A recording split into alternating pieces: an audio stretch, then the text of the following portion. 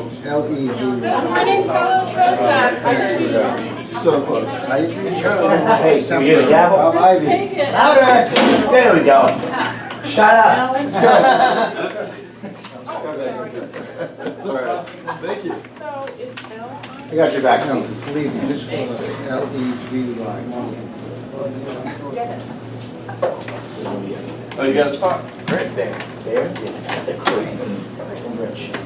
Good morning, fellow Toastmasters. I hereby call this meeting of Lake Mary Toastmasters Club 6440 to order. Before we begin, please silence your cell phones.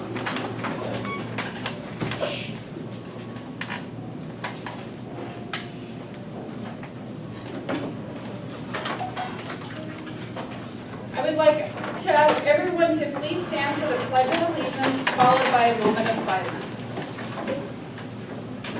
I pledge allegiance to the flag of the United States of America and to the republic for which it stands, one nation, under God, indivisible, with liberty and justice for all.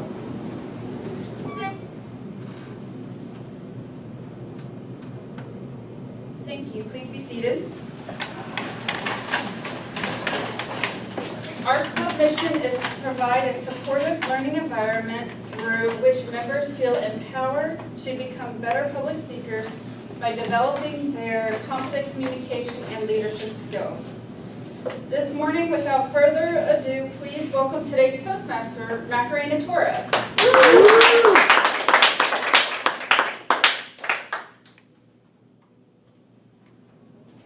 was a sad clap. I've been away for a while. Argentina. Thank you, Stacy, for starting us up today. Now we do have, before we start, we do have one spot that does need to be filled in. We do need an evaluator number 3 to evaluate James. Phyllis. Thank you so much, Phyllis. I'm going to give Phyllis a second to receive you. You got the manual? Okay, got it. All right, how's everyone doing today? Marion. Jean? Yes. Are you grammarian? I wasn't aware of that. Who's in charge? Shane. Shane is not here today, even though he did confirm. Okay, so, word of the day. Who's in charge? And everyone write this down. Kibosh. K-I-B-O-S-H. It's a noun. Definition is something that serves as a check or stop. An example would be heavy rains put the kibosh on many of the activities scheduled for the day, much like today. We started today off with a rainy day. All right, we'll see if kibosh is something that serves as a check or stop. And we'll see if Shane makes his appearance sometime today to fill in the grammarian spot, but does anybody want to be grammarian for today? We do need one. Okay, Jean. Thank you so much. It's Gene. Jean.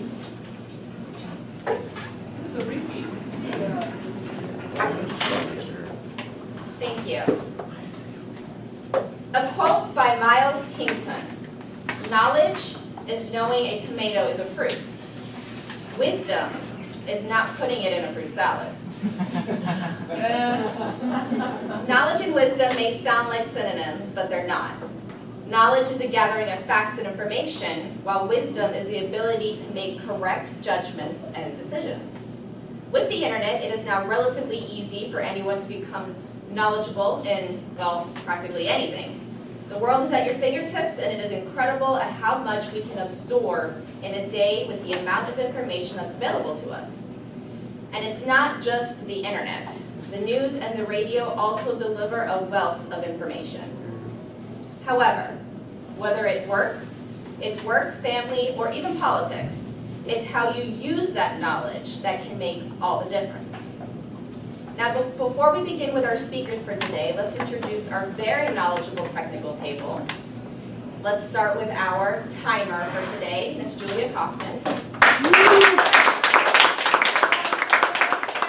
My role as a timer is to keep track of time.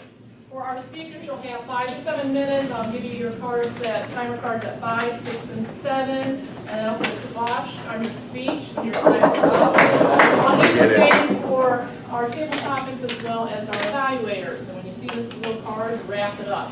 I'll give a report at the end of the meeting. Thank you. Thank you, Julia. And next, let's go to our grammarian, Jean. Oh, Jean. My function is select the word of the day to help build members' vocabularies, which has been our selected form. Each member, when called upon to speak, is encouraged to use the word of the day. Other members may gently rap on the table when they hear a member use the word. The word of the day has been previously mentioned. In addition, I will be listening for any errors in grammar as well as excellent word selections. I will also be noting any colorful thoughts or phrases members might use. During the evaluation portion of the meeting, I will present my report. Thank you. And last but not least, our wonderful, wonderful counter, Barbara. All right, Barbara. I'm the counter. It is my function to listen to the use of filler words such as so, okay, and other audible pauses as fillers. I will be noting if members perform any double clutches, which means to say something twice, such as this means. Finally, I will also include things which might be distracting, such as lip smacks. I will present my report during the evaluation portion of the meeting. Our first speaker will be speaking from the Competent Communication Manual speech number 9, Persuade with Power.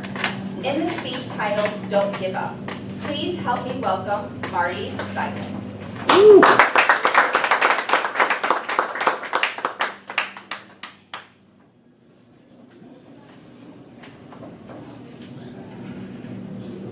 You might have heard, don't give up, don't ever give up. A term from famous coach Jim Valvano, said 8 weeks before he died of cancer. One of the most powerful, influential, inspirational speeches ever given. Don't give up, don't ever give up. Madam Toastmaster, fellow Toastmasters, are there any guests? Not sure. I want to posit the thought that, in fact, there is a time to give up. I'll start with what I was brought up on, sports, and continuing with the sports analogy with Coach Valvano. You don't give up. You get up, you rub dirt on it, you walk it off, suck it up. So what did I do? I'm in the college regional finals. I'm a goalkeeper. I take a wicked dive to my left. I make a great save. I got kicked in the hand. I broke both metacarpal bones in this right hand. And you can see it really didn't heal. And that's what happens when you don't go to the doctor right afterwards. Did I tell anyone? No! I sucked it up. I walked it off. I didn't give up. What could only happen next? Failure. The next time I went to catch a dive, I couldn't catch it. My hand was broken. I lost the game for us. There was a time for me to say, Coach, take me out. It's time for me to give up. As we move it to a little bit more serious, again, topic, I have a dear friend, mentor, ex-boss, who just passed away about 6 weeks ago. This woman was so strong, and she battled cancer and battled for well over 3 years. She looked into every possible cure, whether Western, Eastern, trials, anything. And she would send out these newsletters. And she would tell us how she was doing. Progress on her white cell counts, whether this testing was going well, whether this procedure, this new untested thing has been going well. And then finally we got the email we all sort of dreaded. The one where she said, I'm not going to take any more treatment. I'm done. Please, please don't call me and try to talk me out of it or tell me that there's one more thing or you found something on the internet that can help me. I've done it all. I'm at peace. Please. It's my time. Do you know, at that funeral, there were still some people who said, I can't believe she gave up. I was stunned to hear that after her email, her pleading that she hadn't given up. In fact, she had given in to what was going to happen, and that she did fight. But people still thought she gave up. And then I take you to one of the most serious topics that we have going, not only in the military, but in everyday life, with people contemplating taking their own life. And you hear it on the television with most medicine that is advertised may cause thoughts of suicide, may increase thoughts of suicide. Tell your doctor. We have antidepressants that are everywhere, anti-anxiety medications that are everywhere. I can't help but think, what do you think when you hear somebody has committed suicide or is contemplating it? Are they weak? Are they selfish? Are they giving up? I say back to you, who gives you the right to judge them? Do you know what they're feeling? Do you know the pain that they're going through, whether it's physical, whether it's mental? Do you know what they're going through? How can you sit there and judge that they are giving up? Maybe they're not giving up. Maybe it's their time and they can give in to it.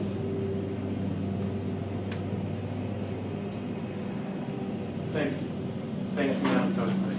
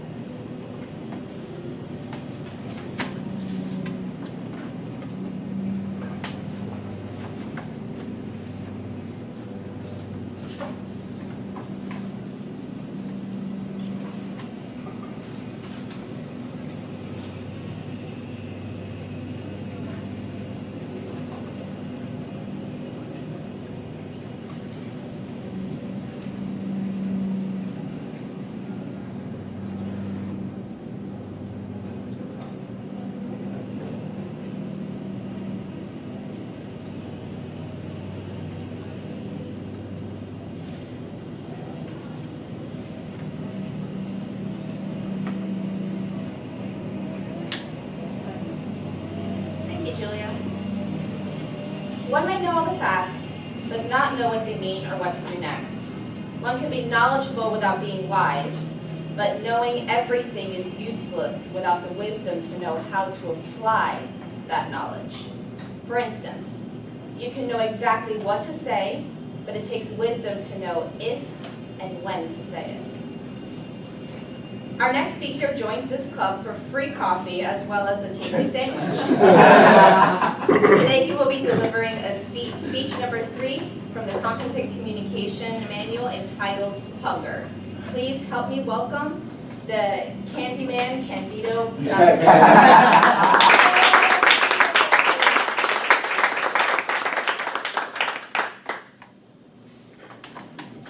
Great introduction. I like it. American culinary expert James Beard once said, do you know James Beard? But I know James Harris sitting down there looking sharp. Food is our common ground, a universal experience. The best way to experience agriculture is to taste the food. Food, it does the body good. Did you know in the United States, 40% food consumption in our household goes into trash?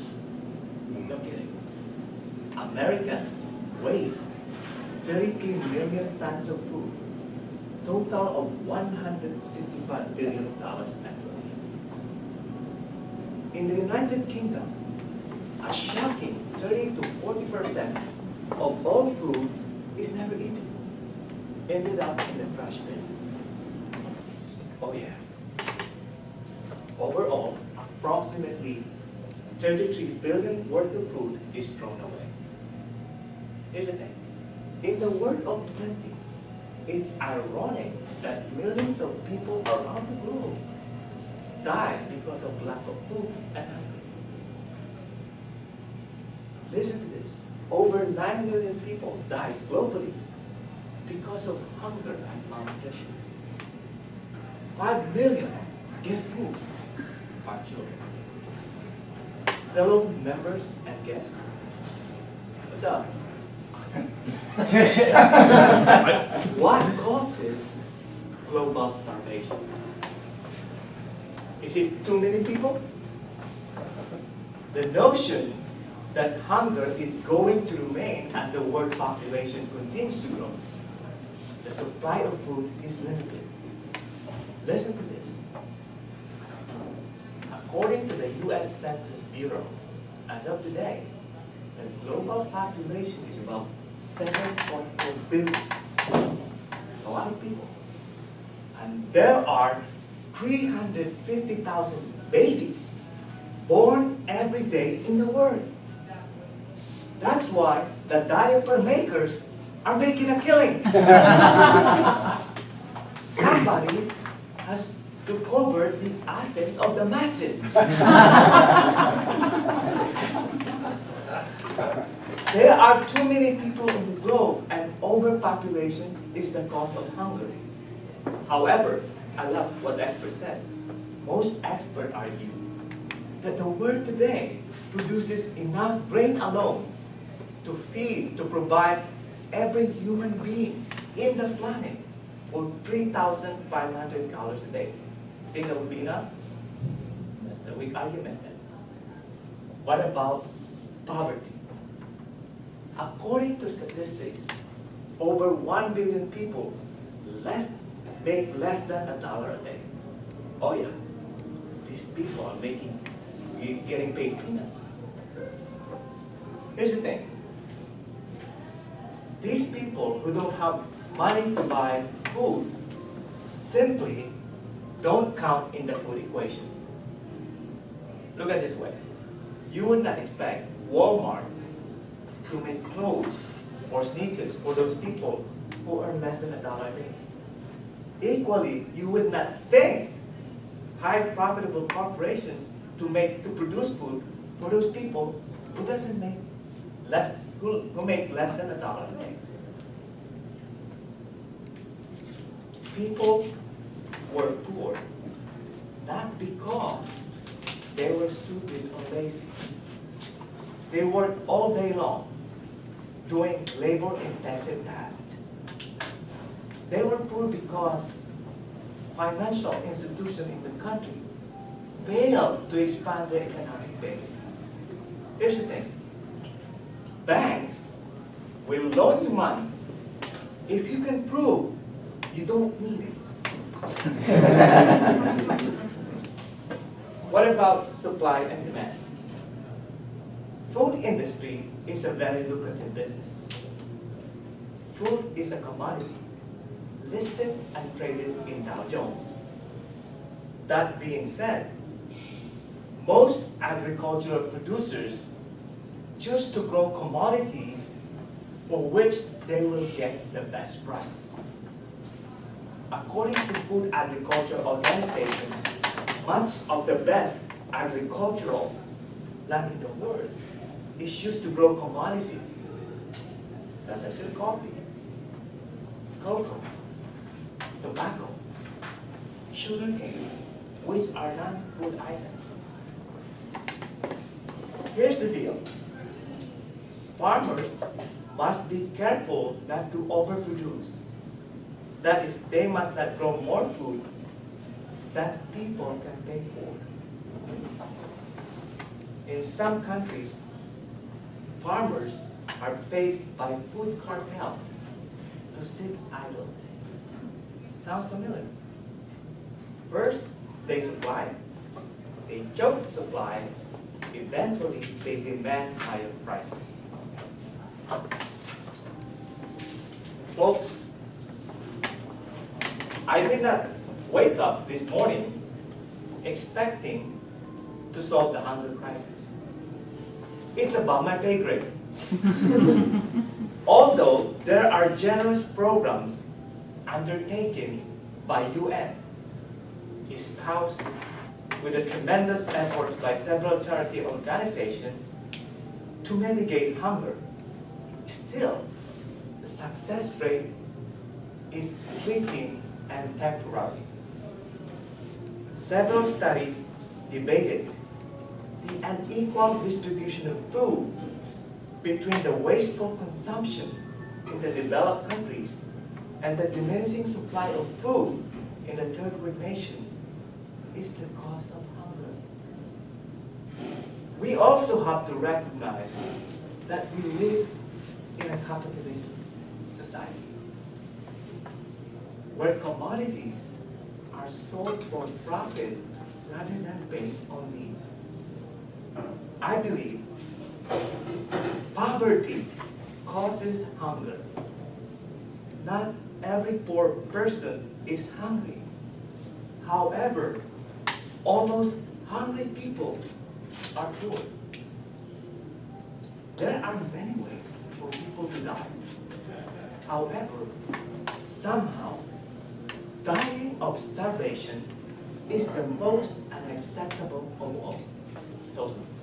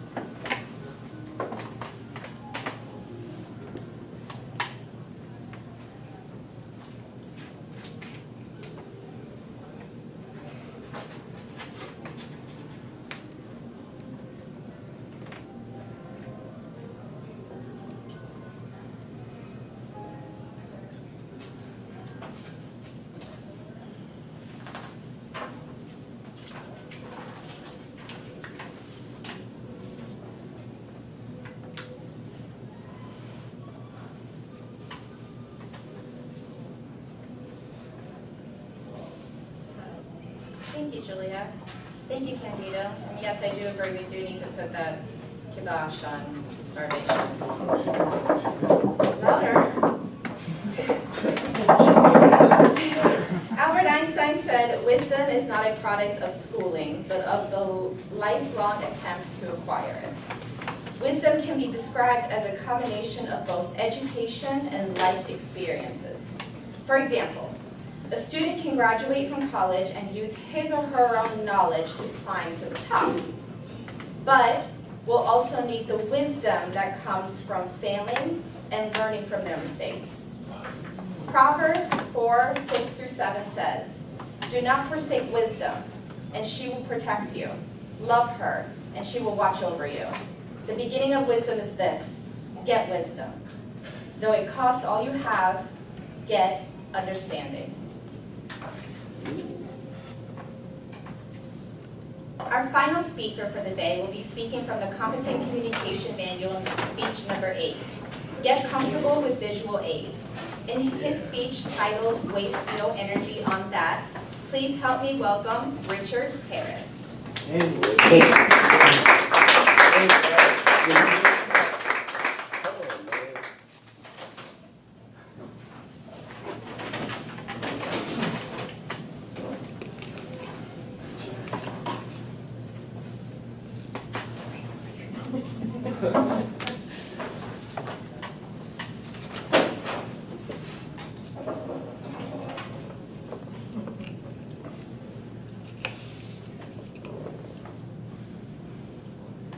Fellow Toastmasters and other guests,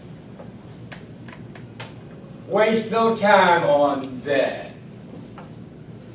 Have you ever been sick, sad, or upset? Raise your hand. Waste no time on that. Spend all your time being healthy and wise. There's no time to be sick, upset. The problem with the world is, the world needs an enema.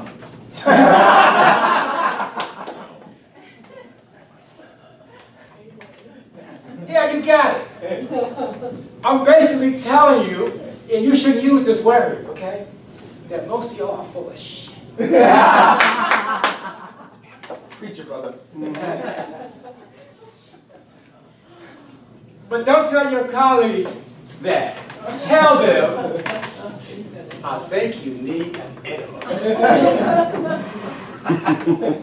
40 years ago, this month, I was diagnosed with Hodgkin's disease.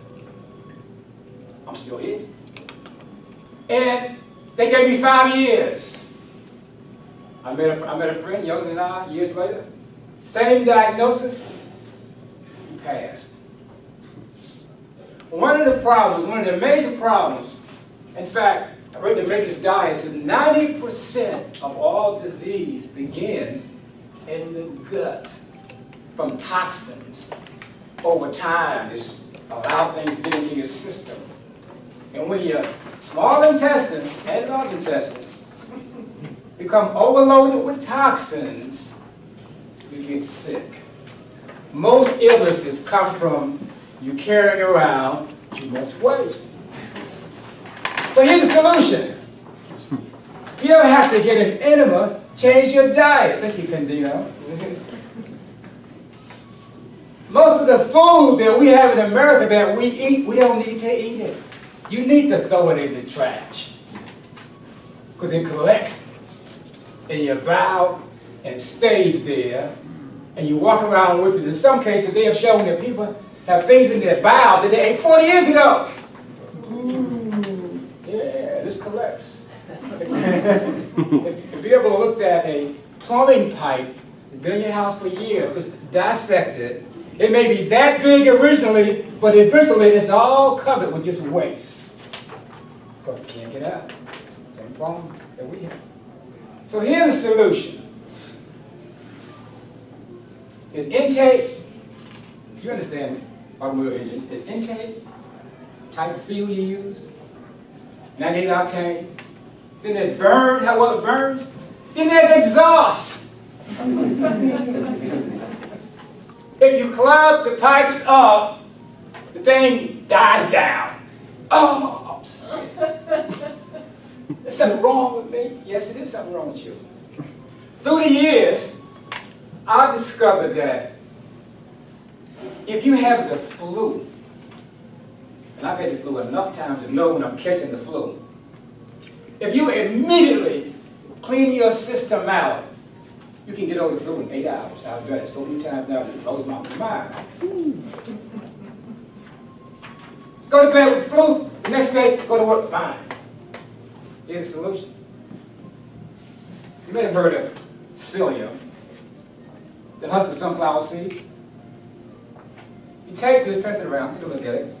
One sample. You take that, and it immediately swells up. Well, not immediately. You have to drink it immediately. If you let it sit in a jar for about a minute, it gets real thick, and you actually can't drink it. It's like, thick. But when it goes down, it swells up, and it grabs all the toxins in your system, and it helps drag them out. But the first time, you want to have a little help. There's something called a herb lax. It's a natural laxative. Very slow, so to speak. It helps your liver and your kidneys kick out waste. Because most of the waste in the body actually goes to the kidneys. With additional daily help, there's something called Fiber 1. If you take this vitamin, this cereal, and put it in water and let it sit there for a few minutes, it also swells up. Have something daily. Or something like that. And then here's the kicker. Once you get your system all cleaned out, this bacteria, there's over 3,000 different bacteria that exist in your gut. Many of the bacteria was there since you were born. Some go back for hundreds of years before you was even born. It was passed on from generation to generation. There's something called kefir. It was taking this stuff over 3,000 years ago. I make my own. It's a probiotic. It replaces the bad bacteria in your gut with good bacteria. Makes your food digest, keeps the system clean, keeps you alert, and keep you from feeling tired, sick, and upset. Don't waste your time being tired. Pass it around, please. Don't waste your time being sick, sad, and upset. If you're feeling sick and sad and upset, most likely you need an enema. You need to daily do something about your gut.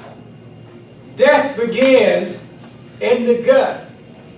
Most people, if they get their system clean, no matter what's wrong with them, they will feel better. In a lot of cases, they will actually be healed.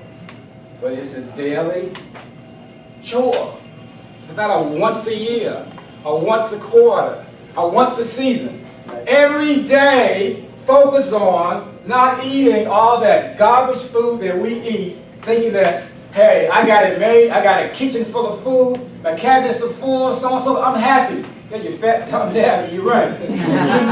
You need something that's good for you, but you need, more than anything else, you need for your second brain, which is your gut, to be clean so that you can think. And as I conclude, waste no time being sick, sad, and upset. Be happy. Get an enema.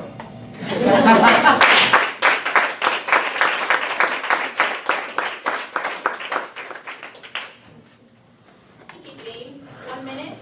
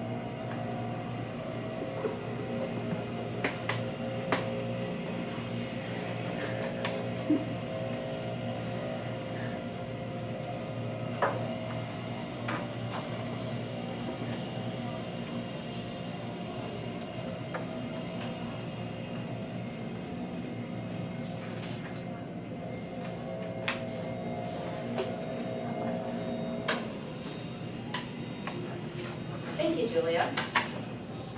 It's now that wonderful time of day we all anticipate the most. Yes, it's table topics time. And who better to lead it today than our very own Rich Massa. Yes, thank you.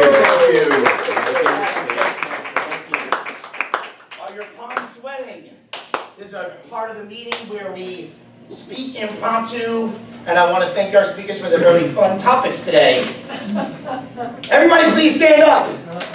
Oh, my goodness. Yes, oh, the groans, oh, everyone. I want 10 squats right now. Come on, 10 squats. I'm just kidding. Everybody, I want you to go to your partner to the right and to the left and give them a big hug. Come on, let's get some energy going in the room. Now break it. To the right, to the left. Give them a little high five. Give them a slap on the ass.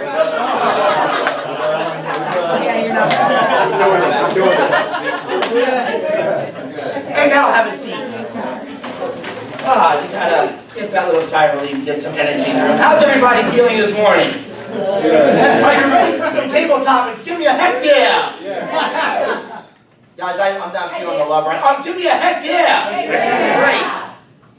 Obviously, Labor Day just passed, and that is the holiday that transitions summer into fall.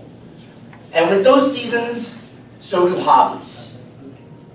I want to know what hobbies change in the fall versus the summer. Alexandra. I'm evaluating today. Oh, you're a Oh, no way. Kerri Bird. Give her a big round, everybody. What hobbies do you have in the summer that is different than the fall? Okay, well, in the fall, softball starts again for me. Actually, it's just started last week, and we don't play in the summer because it's too hot and too rainy. So we just started, and that's the main thing that changes. I do a few more things actually inside in the summer because it's so hot, but most of my hobbies I do most of the year, with the exception of softball. So. Thank you, Kerri. Wow, guys, really? Weak answer. Spring forward and fall back. What do you know about the time change, and how do you feel about it? Stephen. Yes. Mr. Table Topics Master, the time change was put in place originally to try and conserve oil during World War II. Initially, it was our current setup, although originally proposed by Benjamin Franklin even further back. Whether or not we're actually conserving any energy is much more questionable these days, especially with the time change and everyone trying to adjust causes extra costs as well.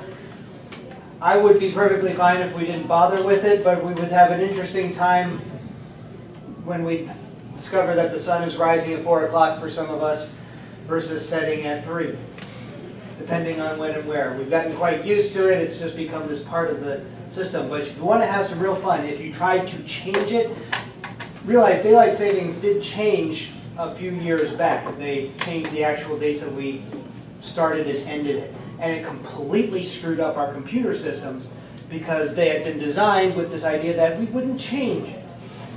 And when they went and changed it, a whole bunch of computer systems couldn't keep up. For about 4 weeks out of the year, they're an hour off. If we go and try and change it again, they're going to have to make those updates. That might be even more confusing at this point than trying to avoid the change at all. I'd rather just sleep in, Mr. Table Topics. Thank you, Stephen. I obviously designed that question especially for you. Just like the weather changing, so do stages in life. If you had, and also careers. So if you had any career other than your own that you have right now, your dream job, your dream career, if you were the hero of your own movie, what career would you choose? Martin Bell. Yes. Table Topics Master and fellow guests. I love my career, so I would not consider changing it. How's that? Put a kibosh on that. But really, I've been thinking about food, and especially after Candido's and James' speech. There is another alternative to laxatives, and that's to enjoy your weekends. Go out for a heavy night of drinking with your friends. Top it off with a Taco Bell, burritos, or 4. at 3 or 4 o'clock in the morning. You're here. And you'll wake up heavily induced without a need for laughter. Thank you, Marty. Ladies and gentlemen, it's time I bid you adieu, and I want to turn it back over to our table, our Toastmaster of the day, Macarena T. Thank you. Thank you, Rich. You're welcome. If you haven't been called on, tune in next week. The evaluation portion of our meeting has arrived. Dum dum dum. Please help me welcome Kerri Bird, our general evaluator.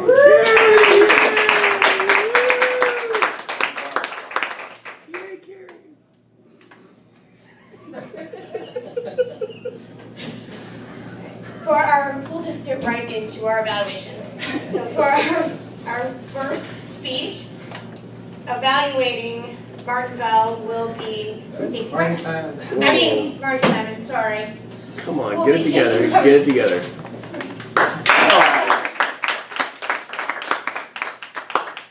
Good morning, fellow Toastmasters and Marty. I just want to thank you for such an awesome speech today, because I know that hit home with a lot of people. Especially for me, I'm competitive and I ride horses, so I know there's a time to give it. But in your speech today, I really enjoyed that you gave several different point of views in your personal story, how you continued to play through an injury, even though probably in your heart you knew you should probably have given in.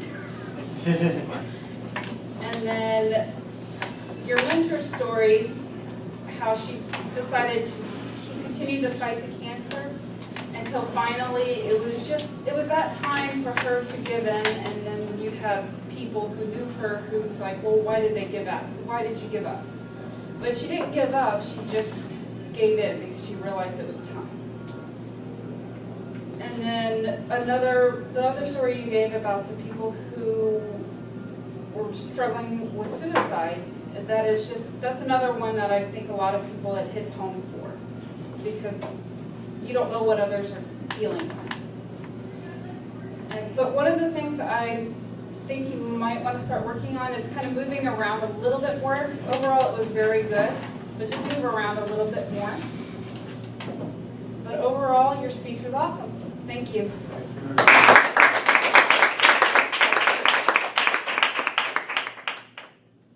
So our second evaluator is Alexandra, and she will be evaluating Candido's speech.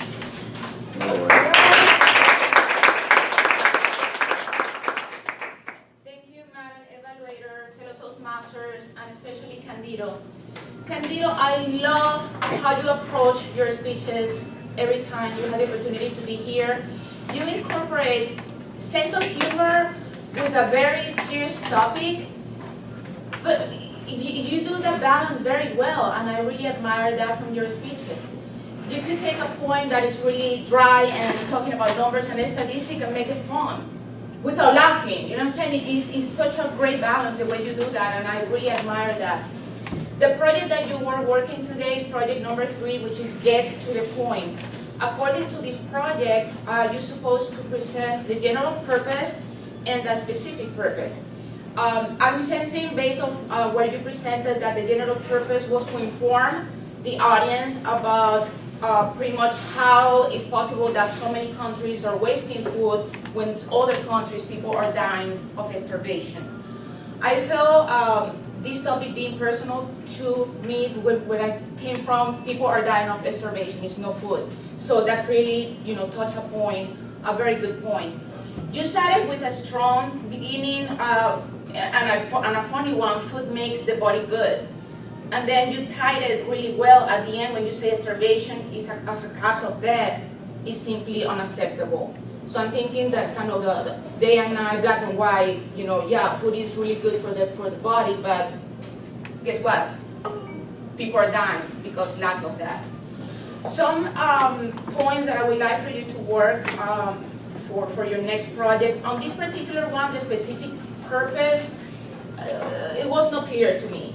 the specific purpose, you're supposed to tell us in one sentence about what you are trying to hope to accomplish with the topic. I probably admit it, I didn't have that clear. You look very confident, you totally well prepared this speech. At the beginning, you were right here with us, and you were down to earth explaining the topic, but then I lost you and you came kind of here and hide a little bit behind the lectern, and you started talking a lot about numbers. I would like for you next time to incorporate a personal story, something that make it, more related to us, to you. But bottom line, I just want to conclude and say that keep going, keep using the same approach, Candido, the sense of humor and relating to the audience, and I want to hear your next speech. Thank you.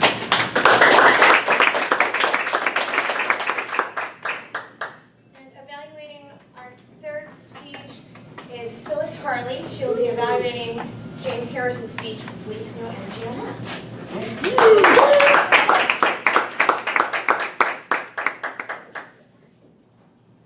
Thank you, Madam General Evaluator.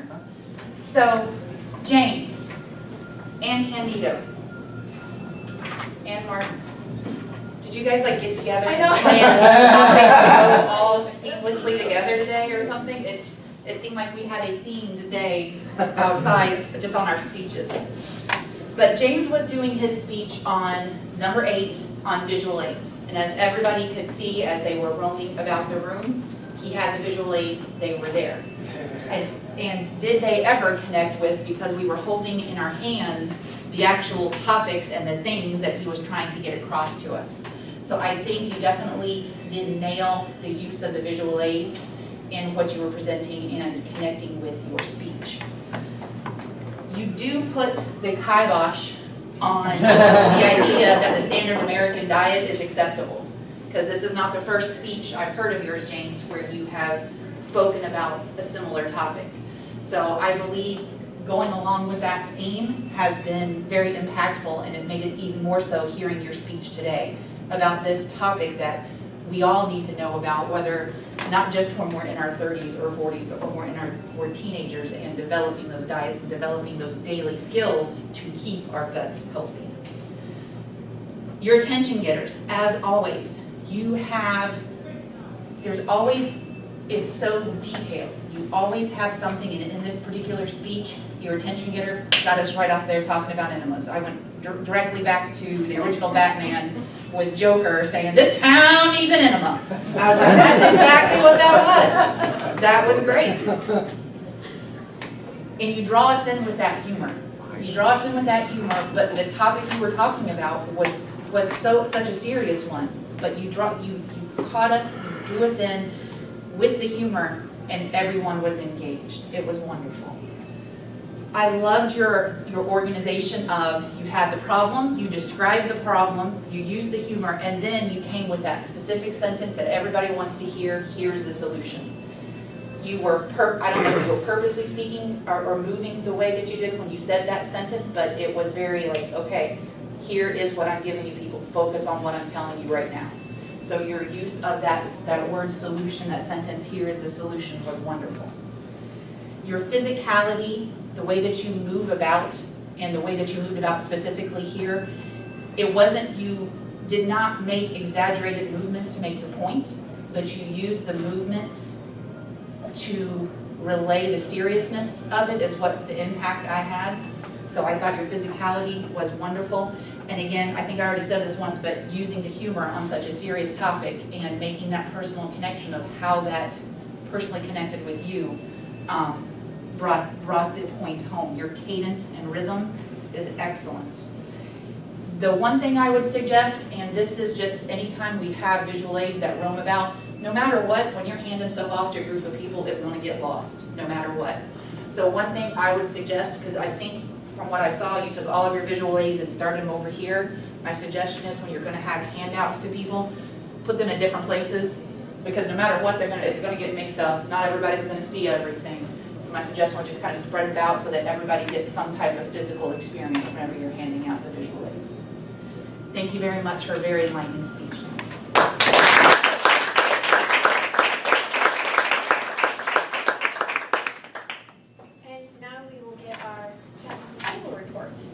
start with our timer. All right, thank you, General Evaluator. Great on the times. Marty, you spoke for 5 minutes and 46 seconds. Candido, 7 minutes and 42 seconds. James, 7 minutes, 25 seconds. Kerri, 24 seconds on your table topic. Stephen, 1 minute and 19.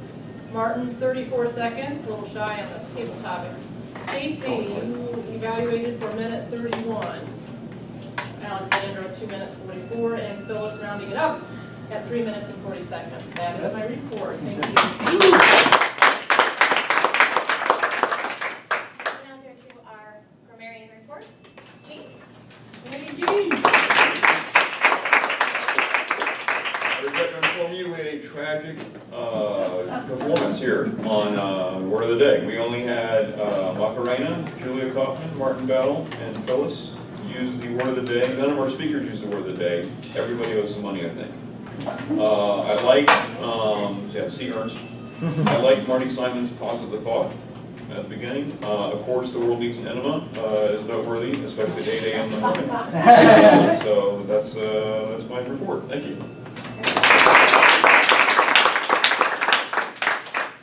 And now for our calendar, Barbara. Yay!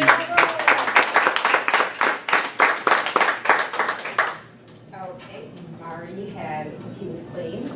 Candido had 1 stumble. James, 1 word mix-up.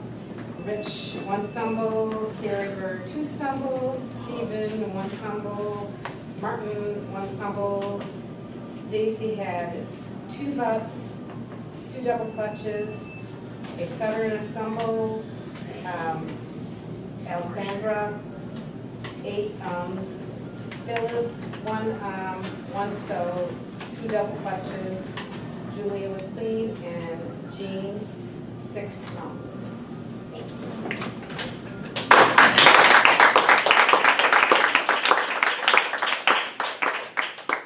And for my general evaluation of the meeting, you set up, you started on time, everything looks good. The only thing is, chair, run for the general evaluator.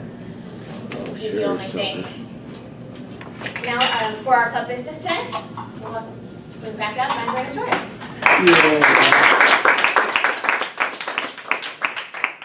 Lori was not able to make it today, so I'll be stepping in.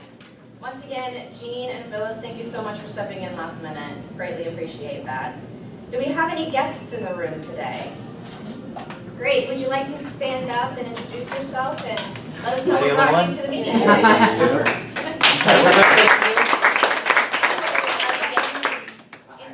Introduce yourself and let us know what brought you to the meeting. All right, my name is Norbert Comtepois. I go by Bear to make it simple. You'll probably remember that, and I won't remember names. I own a consulting company. I'm the only person in it, so it's really not a business. It's me. But I've gone and been trying, speaking to clients, trying to sell the services, and it's been going well for a year. But one of my primary clients is dropping off, and so I've been going out trying to bring on new business, and been doing a lot of selling my services, as you will. I go in there with anxiety, and I realize that, and I think it's hurting me. So I started looking up, all right, what's the best way to kind of get over that anxiety? Obviously, practice makes perfect. This is right around the corner from my house, so that's what brings me to Toastmasters.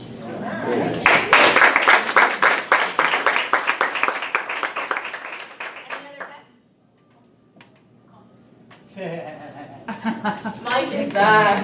Oh, Just for today. I won't be here tomorrow. Any announcements?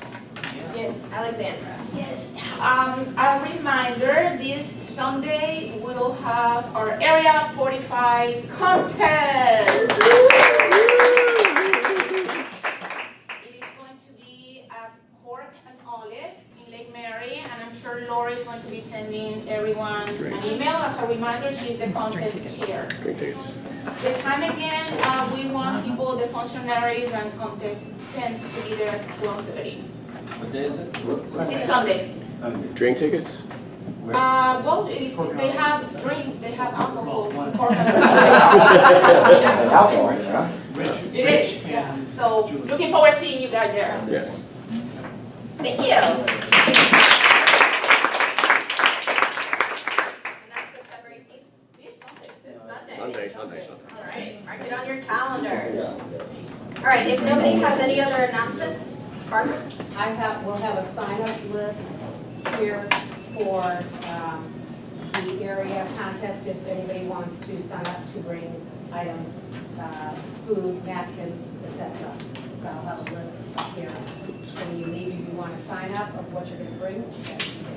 Okay, Come thank to you. support Julia, Gus, and Rich. We have our contestants here for this round.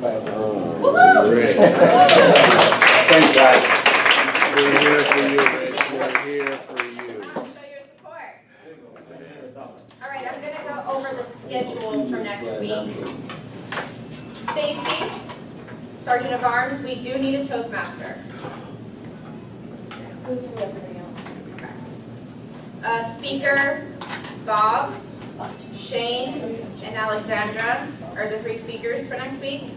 Samuel, Table Topics Master. Stacy, General Evaluator. Phyllis is one of our evaluators. We do need a 2nd and 3rd evaluator. Terrell, All Counter. Stephen, Grammarian, and I am the timer. So we do need a Toastmaster. You'll be evaluator. James, evaluator. We do need a Toastmaster and a 3rd evaluator. Right. I'll jump up and be Toastmaster, but we'll need another evaluator then. Phyllis is the boss. All right, we will need another evaluator. We can fill that in. Any other announcements before we adjourn? We have 4 minutes. Going once? Well, you should, the treasurer. I just want to say, we have now, thanks to Stephen, we have added a way to our Lake Mary Toastmaster website where you in fact can pay with your credit card. We also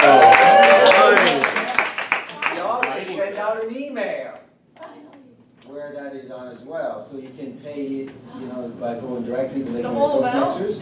The whole amount. All right, Yeah, sweet. $98. In Yes. fact, they raised the dues with Toastmasters and we did not, so it's actually a deal.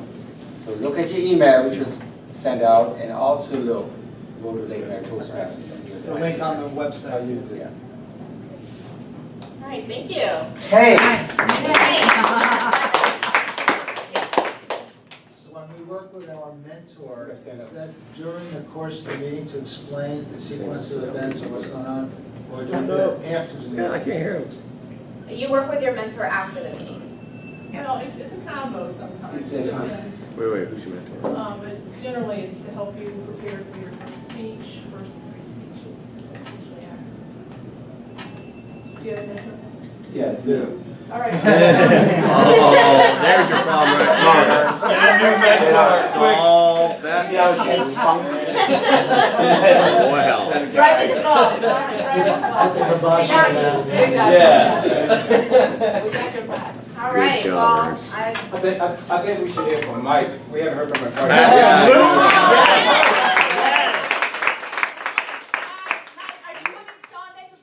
No. I got stuff I gotta do, more important things. Netflix does not count. No, I've been gone for a little bit, probably about 7 months. I'll be coming back at the end of this month, so I'll be back in Lake Mary permanently, and I'll be coming back and start getting more speeches and fill you in on the gaps that you've missed out on. So it'll be my pleasure to give it to you guys. Yeah.